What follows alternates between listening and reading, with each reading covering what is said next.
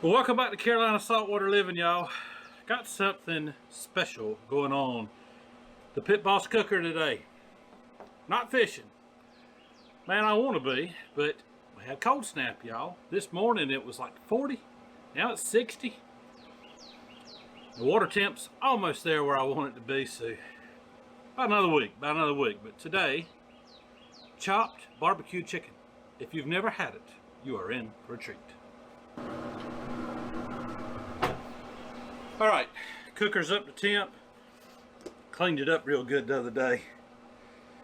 Chopped barbecue chicken. It's an alternative to pork barbecue. A lot of people are worried about the cholesterol.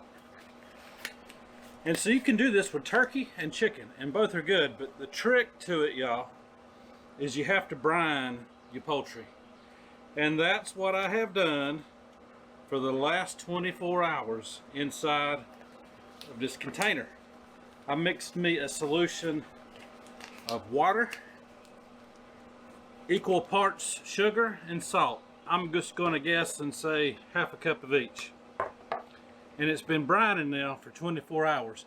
And what that does is it draws out some of the natural moisture that's in the bird and replaces it with this salt sugar solution, and actually ends up putting more liquid into the bird the longer it sits. But 24 hours is a good rule of thumb. If you want to do it for 36, by all means have at it. But this is going to make this nice and juicy after a 5-hour smoke. Going to be cooking at 220 degrees, so I've got the cooker set up to come down to that temp right now. But here is that yard bird, straight off the old homestead. Got a couple of these left and really want to get them cooked. Drain off any excess liquid. Don't worry about patting it dry, nothing like that. It's going to dry out in this cooker. The whole purpose of brining is to keep these birds nice and juicy. Always put your thighs closest to your heat source, which is in the center of this pit cooker here.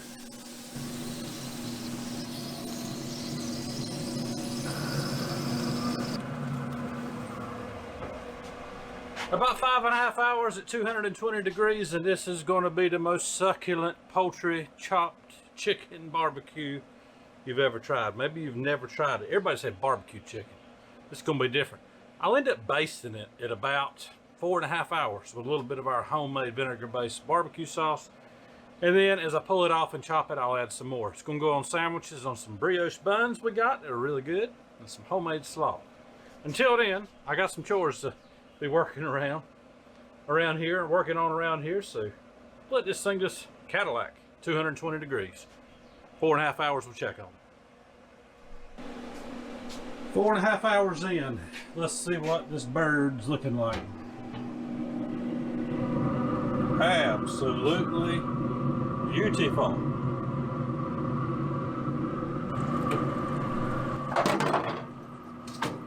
All right, here's the next step. Get this bird into this pan, cover it up with foil, because I want it to keep all the drippings that are still dripping off in there with the bird, and let it go for about another hour. Then we're going to pull it. Who can tell me what a pullet is? Drop a comment below. Tell me, what's a pullet? See how many of y'all have any farm education.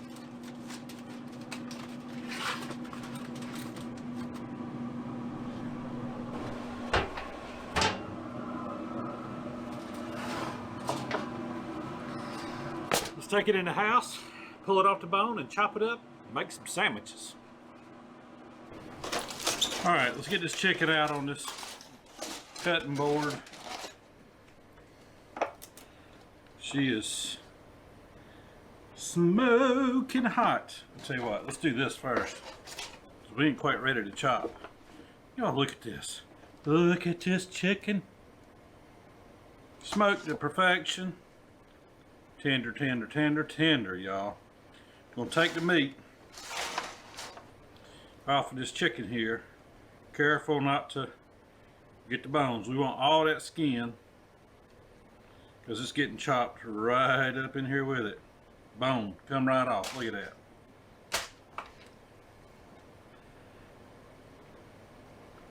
Some thigh meat here. Look how pretty and smoked it is. You can see the color. Nice, and got that pink smoke all the way through it. This is a good way to do a whole chicken, to get you some barbecue that's probably a little bit better for your blood sugar and your cholesterol intake because of it being poultry. Not as fatty as pork. Don't get me wrong, I do love that pork. Alright, I'll finish getting some of this off the bone here and we'll chop a little bit.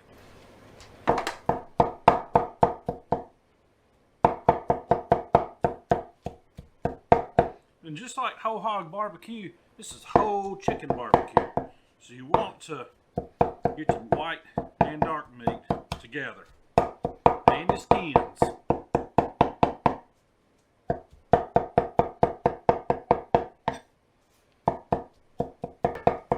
Some more of this bone out of here so we can have a place to put the meat. Keep on chopping.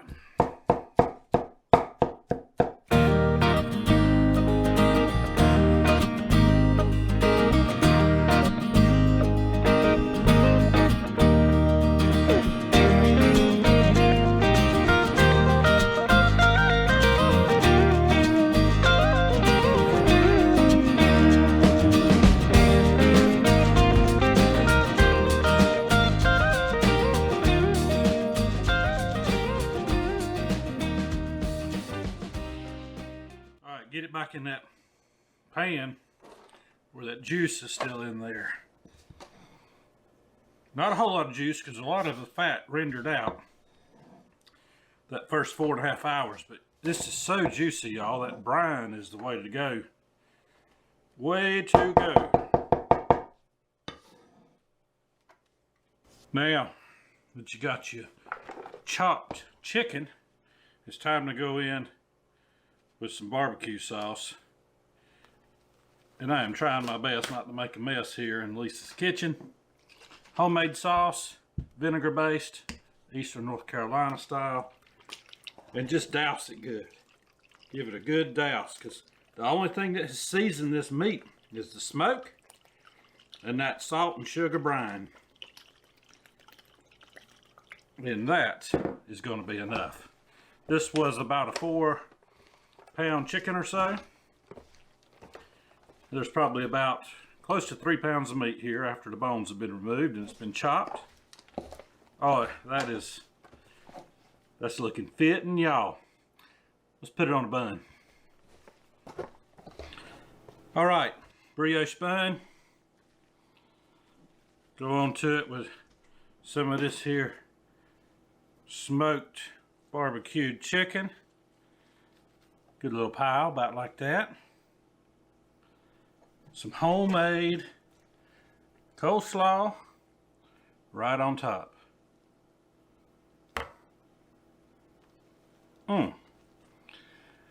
Now it's time for a taste test. See how I did.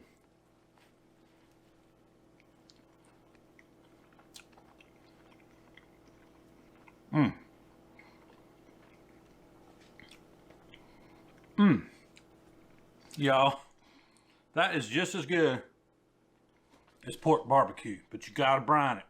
Gotta do that brine, or it's not gonna be as juicy. That is so good, y'all. The sugar, it really comes through in that brine.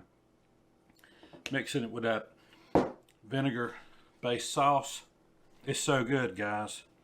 Give this one a try if you have never done it, and you will be surprised at just how good it is. You'll be a backyard hero. Y'all have a good day and a great week, Lord willing. The creek don't rise too high. We'll see you on the next one. Another sitting talk, or standing talk, walking talk. It'll be something.